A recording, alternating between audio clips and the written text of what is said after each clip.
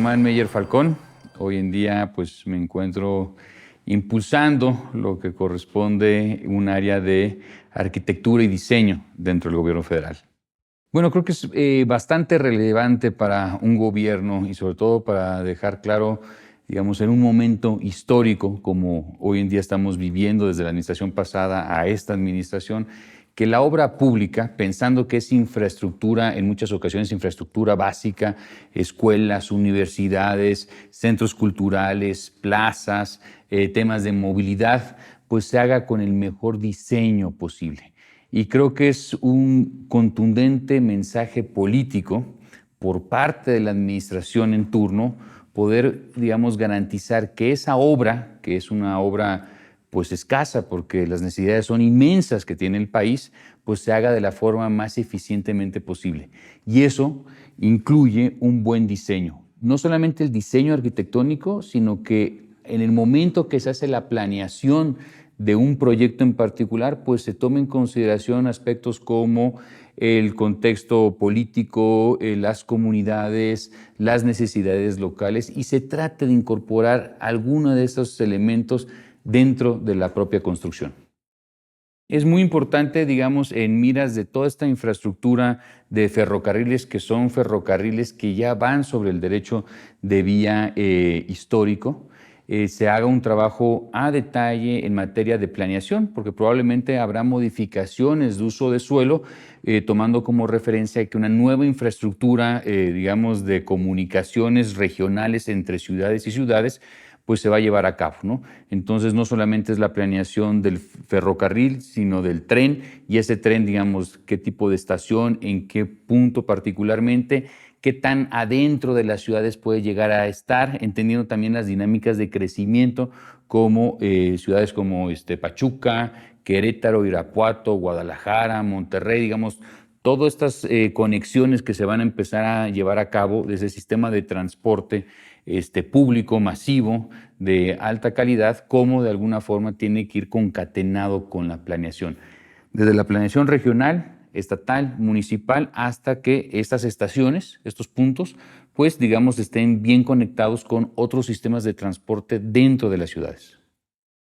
Y creo que es una muy buena oportunidad porque si bien esas estaciones, por ejemplo, en el caso de Querétaro, San Luis Potosí, Guadalajara, las grandes ciudades, ¿no? Pues tienen las estaciones y los patios de maniobra, que son grandes extensiones, estamos hablando de varias hectáreas dentro de las ciudades. Entonces creo que es una muy buena oportunidad para repensar desde una planeación urbana, local, cómo esos polígonos urbanos se pueden rediseñar para que sean nuevos espacios comunitarios, para que sean espacios para la cultura, para temas de la salud, que otros equipamientos municipales, estatales y federales puedan, digamos, vivir en las inmediaciones de las estaciones para cuando una estación no tenga, digamos, afluencia, porque ya pasó el tren, pero tenga otras actividades en las inmediaciones. ¿Cómo se debe de vincular estaciones con los centros de población, ¿no? Aprovechando que esas infraestructuras, esos grandes patios de maniobra, esas estaciones antiguas, que muchas habrá que restaurarlas en coordinación con los compañeros del INAH, pues es una oportunidad única que tienen esas ciudades. Tendría que, digamos, irnos desde la parte local, particularmente los municipios, revisar los programas de desarrollo urbano municipales, centros de población y con base en el pronóstico, digamos, de demanda que los estudios proyecten de esas estaciones, esos paraderos, ¿no? Entonces se pueda evaluar, ¿no? ¿Qué nuevas condiciones urbanas son propicias para esa zona? Por ejemplo, hoy en día la presidenta ha marcado una meta importante en materia de vivienda. Bueno, pues creo que es una gran oportunidad repensar que, digamos, terrenos de baja densidad o de uso industrial en las inmediaciones de esas vías de comunicación se pueden pensar como áreas que pueden, digamos, recibir vivienda de interés social, ¿no? Pensando que ese tren también va a ser un mecanismo de comunicación interurbana, ¿no? Eso quiere decir que no solamente va a llegar a un punto de una ciudad y se sale a la otra ciudad, sino va a haber algunas paradas, ¿no? A lo largo, digamos, de la zona metropolitana. Entonces creo que es buen momento en que otras áreas de gobierno pues evalúen de forma conjunta y decir, bueno, pues vamos a hacer un plan de los próximos 10, 20, 30 años a lo largo de toda esta infraestructura. Acapulco es una ciudad, digamos, que tiene varias complejidades, desde temas de servicios básicos, agua, drenaje, pavimentación, temas de vivienda. Entonces, creo que Acapulco es una zona, una área, una ciudad que el gobierno federal, indistintamente de la administración, tiene que ponerle, digamos, constantemente, digamos, atención. Ahora, digamos, por los efectos, digamos, de lo que sucedió, los huracanes, ¿no? Pero también es propicio en temas de, digamos, terremotos. Y hay una gran, digamos, problema de marginación urbana en Acapulco. Cuando uno entra en Acapulco, lo que sería Colonia Zapata, las afueras de Acapulco, gente que trabaja en esas colonias que tiene que trabajar en lo que corresponde a la parte, digamos, del Acapulco tradicional o lo que es los frentes de playa, pueden llegar a tomar varios minutos, si no es más de una hora, en temas de transporte público. Entonces, creo que Acapulco, y lo ha planteado la presidenta, es, digamos, una ciudad que requiere una fuerte coordinación, pero a empezar a atender, digamos, temas de infraestructura básica, agua, pavimentación, drenaje, acciones de vivienda, acciones de equipamiento. Entonces yo creo que ahora la nueva labor que tiene Fonatur en materia de un centro integral de desarrollo Acapulco va a ser muy importante en lo que se va a realizar en los próximos años. Fue un turismo de mucha depredación, creo yo. Si bien era, digamos, la imagen de Acapulco, el Acapulco dorado, también, digamos, la especulación, ¿no? El desarrollo inmobiliario en Acapulco en muchas ocasiones empezó, digamos, a fragmentar los accesos a las playas, son muy pocas, son reducidas. Los primeros frentes se hicieron grandes edificios dejando sin vista la parte de atrás de la bahía. Pasando la bahía, digamos, ya los servicios son muy carentes. Entonces, creo que es una buena oportunidad, pero también estar conscientes que un tema de planeación, inversión en Acapulco, para revertirlo, pues es un trabajo constante, ¿no? Entonces, esto va a tomar décadas para poder, digamos, volverle a dar una vocación turística a Acapulco, pero tratando de entender que hay que atender esa gran marginación que se encuentran en las colonias, digamos, bastante alejadas de los centros turísticos de Acapulco. Sobre todo es entender las realidades locales, ¿no? Creo que es muy difícil hablar de un modelo que se pueda aplicar a todas las ciudades turísticas, ya sean frentes de playa o no, pero tratar de que el desarrollo urbano pues trate de atender las grandes desigualdades, ¿no? Si bien los municipios, los estados y la federación a veces pensamos, ¿no? O se piensa en esas inversiones en las zonas de mayor plusvalía, mayor turismo, nunca hay que dejar, digamos, de tomar en consideración qué pasa en esas colonias, digamos, que están en las periferias, ¿no? En temas de educación, de acceso a la salud, de equipamientos, espacios públicos, de desarrollo económico. Entonces, son esas colonias que hay que hacer un análisis fino, también rápido, para entonces cómo esos proyectos pueden llegar a esas colonias, ¿no? Para que tampoco se genere, digamos, un sentimiento de sí, se hizo un proyecto en mi ciudad, pero está en la parte turística, está en la parte más llamativa. ¿Qué pasa en esas otras zonas de las ciudades de alta marginación? También es importante y creo que es algo que se está haciendo por parte del gobierno federal, ya sea en infraestructura o en apoyos directos. Por ejemplo, ahora la presidenta tiene, digamos, este programa al oriente del Estado de México y creo que es un programa de, digamos, una magnitud bastante importante porque es la coordinación con gobiernos locales, con gobierno estatal, desde la federación, diferentes instituciones en materias de vivienda, planeación, infraestructura básica, temas de movilidad.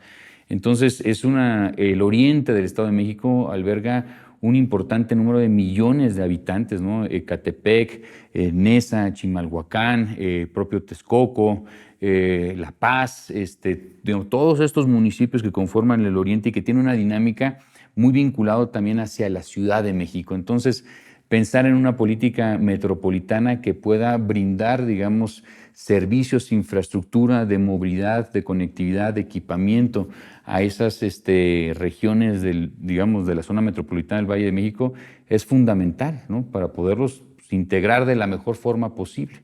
Y se requiere constantemente por parte del Estado inversión en infraestructura.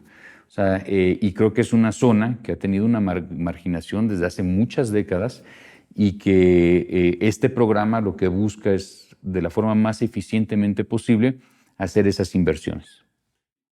Porque al final de cuentas, en los últimos años y décadas, pues el oriente de la Ciudad de México se sigue en unos municipios particularmente desdoblando, ¿no?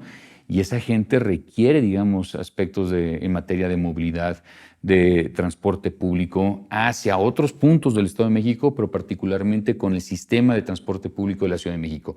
Y es ahí donde hay que seguir haciendo estas grandes inversiones federales, asegurando recortar los tiempos de traslado y que ese tiempo de traslado, pues la población trabajadora pues lo puede utilizar en otras cosas, en sus familias, pueda, digamos, disponer de ese tiempo de mejor forma, ¿no?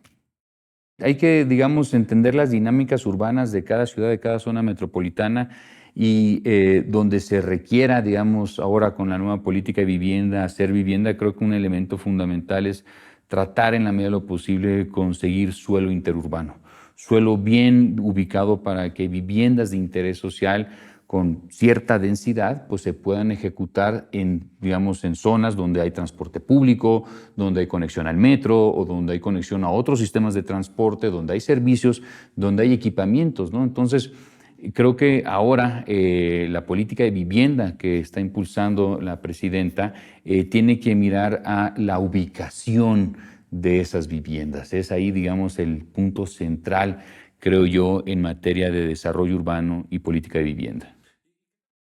Pues es un trabajo, digamos, un trabajo fino en territorio, ¿no? De empezar a ver qué polígonos, qué áreas de oportunidad, qué terrenos se pueden llegar a adquirir, ¿no?